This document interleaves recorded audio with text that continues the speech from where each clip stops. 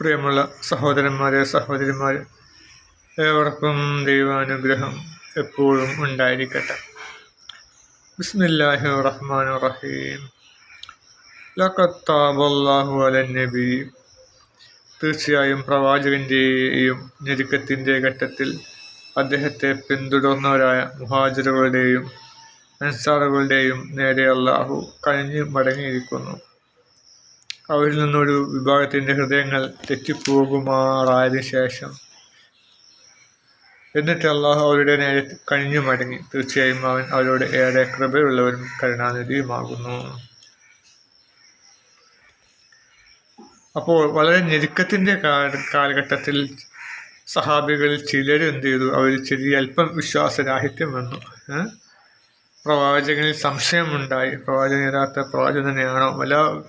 വളരെ ഞെരുക്കം, ഭക്ഷണത്തിന് ബുദ്ധിമുട്ട്, പച്ചില വരെ തിന്ന് കഴിയേണ്ടി വന്നിരുന്നു ചില സമയത്ത് അവർക്ക്.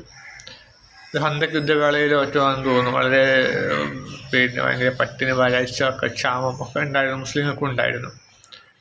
അള്ളാഹു സത്യനിഷേധികളെ ശിക്ഷിക്കുമ്പോൾ അക്കൂട്ടത്തിൽ ചെറിയൊരു ശിക്ഷ, വളരെ ചെറിയൊരു പ്രയാസം മുസ്ലിങ്ങൾക്കും ദൈവവിശ്വാസികൾക്കും അത് നൽകാറുണ്ട്. അപ്പം മൂസാ നബിക്ക് എന്തുമാത്രം പ്രയാസം നേരിട്ടൂലേ? മൂസാ നബി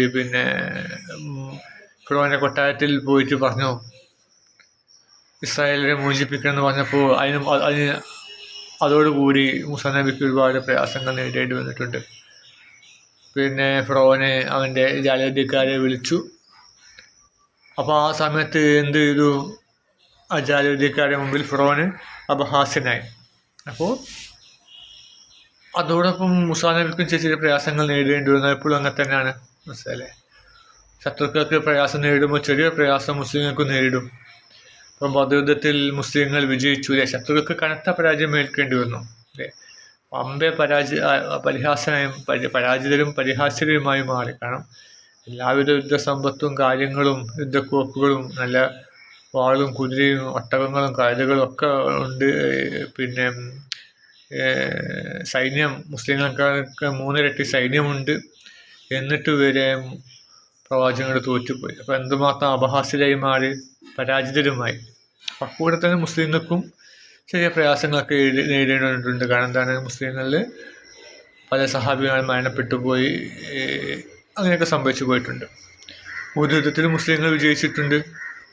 ശത്രുക്കൾക്ക് കനത്ത പരാജയം നേരിടേണ്ടി വന്നു. മുസ്ലിങ്ങൾക്കും ചെറിയൊരു പരാജയം നേരിടേണ്ടി വന്നു. കാരണം അവരിൽ അനുസരണക്കേട് വന്നു. അത് അനുസരണക്കേടിൻ്റെ വാക്കുകൾ ഖുറാനിൽ വന്നു, അല്ലേ? അത് കാലാകാലം ജനങ്ങൾ അത് ഓതിക്കൊണ്ടിരിക്കുന്നു.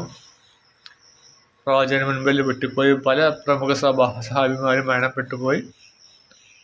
അതിനൊക്കെ വലിയ തിരിച്ചടി മുസ്ലിങ്ങൾക്ക് നേരിടേണ്ടി വന്നിട്ടുണ്ട്. അപ്പോൾ ശത്രുക്കൾക്ക് എപ്പോഴൊക്കെ കനത്ത തിരിച്ചടി നേരിടേണ്ടി വരുന്നുണ്ട്, ആ സമയത്തൊക്കെ ചെറിയ തിരിച്ചടി മുസ്ലിങ്ങൾക്കും നേരിടേണ്ടി വരുന്നുണ്ട്. എനിക്കും അനുഭവമാണ്.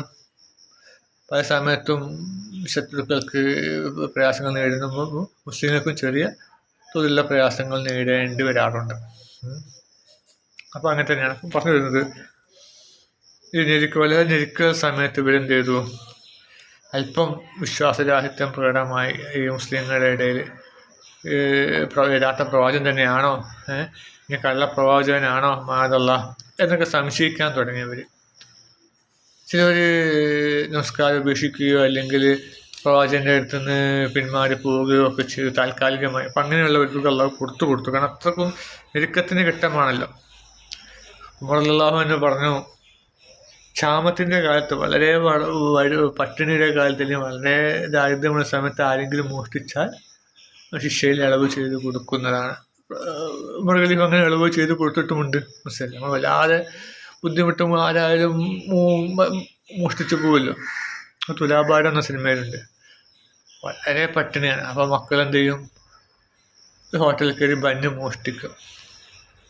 അപ്പോൾ അങ്ങനെയൊക്കെ വലിയ ദാരിദ്ര്യം വരുമ്പം ആരായാലും മോഷ്ടിച്ചു പോകും. അള്ളാഹു കാക്കട്ടെ നമ്മളെ. അപ്പോൾ അതുപോലെ തന്നെ വളരെ ദാരിദ്ര്യമാണ്.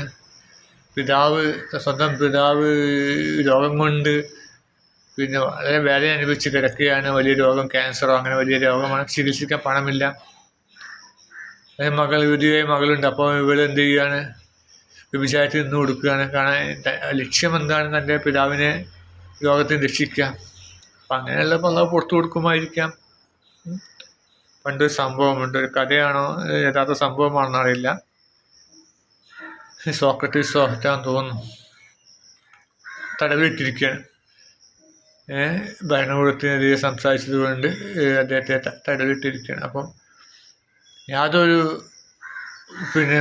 പട്ടിണി കിട്ടി കൊല്ലുകയാണ് ഉദ്ദേശം, അല്ലെങ്കിൽ വല്ലാതെ ശോഷിച്ചു പോയി. ഒരിക്കലും ജീവൻ വീണ്ടെടുക്കാൻ, ആരോഗ്യം വീണ്ടെടുക്കാൻ പറ്റാത്ത വിധം ശോഷിച്ചു പോയി. അപ്പോൾ എന്തായാലും മകള് എപ്പോഴും കാണാൻ വരും. മകളാവട്ടെ എന്താണ്, ഒരു മാതാവുമാണ്, ഒരു കുഞ്ഞിനെ പ്രസവിച്ചിട്ടുള്ളൂ. പക്ഷെ മകൾ എന്ത് ചെയ്യും, ഈ പിതാവിന് മുലപ്പാൽ കൊടുക്കും. പക്ഷെ ഒന്നും കൊണ്ടുപോകാൻ, പിതാവിൻ്റെ അടുത്തേക്ക് ഒന്നും കൊണ്ടുപോകാൻ, കാണാൻ മാത്രമേ അനുവദിക്കുള്ളൂ. അപ്പോൾ എന്ത് ചെയ്യും, ഈ മകൾ എന്ത് ചെയ്യും, പിതാവിന് മുലപ്പാൽ കൊടുക്കും. വേറെ രക്ഷയില്ല, മനസ്സിലായി. അപ്പം പിതാവ് എന്ത് ചെയ്യും, മുലപ്പാൽ കുടിച്ച് പിതാവിനെ ആദ്യം രക്ഷിച്ചു. അപ്പം അങ്ങനെ ചെയ്യുന്നതൊക്കെ പുണ്യമുണ്ട് എന്നാണ് പറയുന്നത്. അപ്പോൾ നമ്മൾ വല്ല തിടുങ്ങിയ സമയത്തൊക്കെ എന്തെങ്കിലുമൊക്കെ ചെയ്തു പോയിട്ടുണ്ടെങ്കിൽ അള്ളാഹു പുറത്തു കൊടുക്കും. വളരെ കുടുങ്ങിയ സമയത്ത് ചില സ്ത്രീകളൊക്കെ, പൊതുവെ സ്ത്രീകളാണ് എന്തെങ്കിലുമൊക്കെ പടച്ചോനൊന്നും ഇല്ല, പടച്ചോണ്ടെങ്കിൽ നമുക്ക് ഇങ്ങനെയൊന്നും വരില്ല എന്നൊക്കെ പറഞ്ഞിട്ടുണ്ടെങ്കിൽ അള്ളാഹു പുറത്തു കൊടുക്കണം. അത്രയും കുടുങ്ങിയ സമയത്തായതുകൊണ്ട്. അല്ലാതെ വെറുതെ പറഞ്ഞു കഴിഞ്ഞാൽ അള്ളാഹു ശിക്ഷ നൽകുകയും ചെയ്യും. പറഞ്ഞു വരുന്നത് നമ്മളിൽ ആരെങ്കിലുമൊക്കെ എന്തെങ്കിലുമൊക്കെ നിഷേധപരമായ വാക്കുകൾ പറഞ്ഞു പോയിട്ടുണ്ടെങ്കിൽ നമ്മൾ വേഗം അവനെ പോയി ചാപ്പ കുത്തരുത്. അള്ളാഹു ഏറെ കൊടുക്കുന്നവനാണ്. അള്ളാഹു എല്ലാ വശവും ചിന്തിക്കും. അവരുടെ സിറ്റുവേഷനൊക്കെ ചിന്തിച്ചിട്ടാണ് അള്ളാഹു അവർക്ക് ശിക്ഷ കൊടുക്കുക.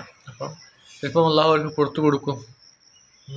ഇപ്പോൾ പണ്ട് ഒരു സംഭവം നമുക്കറിയാമല്ലോ, ഒരു മഹാനായ സഹാബി, മഹാനായ വ്യക്തി, വളരെ ഭക്തനായ വ്യക്തിയാണ്. അദ്ദേഹം മരണപ്പെടുമ്പോൾ അദ്ദേഹം മക്കൾ കലിമ ചൊല്ലിക്കൊടുത്തു, ലാ ഇലാഹ ഇല്ലല്ലാഹ് എന്ന് ചൊല്ലിക്കൊടുത്തു. പക്ഷെ അദ്ദേഹം പറഞ്ഞു ലാ അഖൂൽ, ഞാനത് ചൊല്ലില്ല എന്ന് പറഞ്ഞു. പിന്നെയും പല തവണ ചൊല്ലിക്കൊടുത്തപ്പോൾ അദ്ദേഹം ലാ അഖൂൽ, ഞാനത് ചൊല്ലില്ല. അവർ അത്ഭുതപ്പെട്ടു. എത്രക്കും നല്ല വ്യക്തി, ഭക്തനായ വ്യക്തിയെ, ഒരു നമസ്കാരം പോലും ഉപേക്ഷിക്കാത്ത വ്യക്തി എന്തുകൊണ്ട് അങ്ങനെ പറഞ്ഞു? അങ്ങനെ ഒടുക്കം അദ്ദേഹം മരിക്കാൻ സമയത്ത് അദ്ദേഹം അത് ചെല്ലുകയും അതിൻ്റെ കാരണം പറഞ്ഞു കൊടുക്കുകയും ചെയ്തു.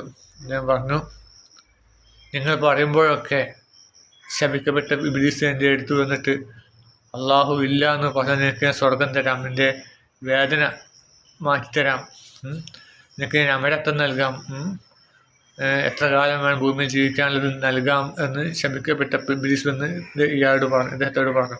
ഇബ്ലീസിന് ചില കഴിവുകളൊക്കെ ഉണ്ടല്ലോ, ചിലപ്പം കൊടുക്കുമായിരിക്കാം. അപ്പോൾ അദ്ദേഹം പറഞ്ഞു ലാ അഖൂൽ, ഞാനത് ചൊല്ലില്ല എന്ന് പറഞ്ഞു. പിന്നെ പലതവണ ആവർത്തിച്ചപ്പോൾ ഇദ്ദേഹം ലാ അഖൂൽ എന്ന് പറഞ്ഞ ഇബ്ലീസ് അപ്രത്യക്ഷനായി. അപ്പോൾ അപ്രത്യക്ഷനായപ്പോൾ ഇവർ പറഞ്ഞു ലാ ഇലാഹ ചെല്ലാൻ പറഞ്ഞപ്പോൾ അദ്ദേഹം ചെല്ലുകയും ചെയ്തു. പറഞ്ഞു വരുന്നത്, നമ്മൾ പ്രത്യക്ഷത്തിൽ കാണുന്നതല്ല സംഭവങ്ങൾ, അവരുടെ ഉള്ളിലൊക്കെ മറ്റു പല കാര്യങ്ങളും ഒക്കെ ഉണ്ടാവും. അതുകൊണ്ട് നമ്മൾ ആരെയും ചാപ്പ കുത്തരുത്, കാഫിറാണെന്നൊന്ന് ചാപ്പ കുത്തരുത്. അങ്ങനെ അള്ളാഹുവിൻ്റെ യുക്തിയിൽ നമ്മൾ സന്തോഷിക്കുകയും അതിൽ അഭിമാനിക്കുകയും ചെയ്യുന്ന ആ ഭാഗ്യന്മാരുടെ കൂട്ടത്തിൽ അള്ളാഹു നമ്മെ ഉൾപ്പെടുത്തുമാറാകട്ടെ. ആമീൻ.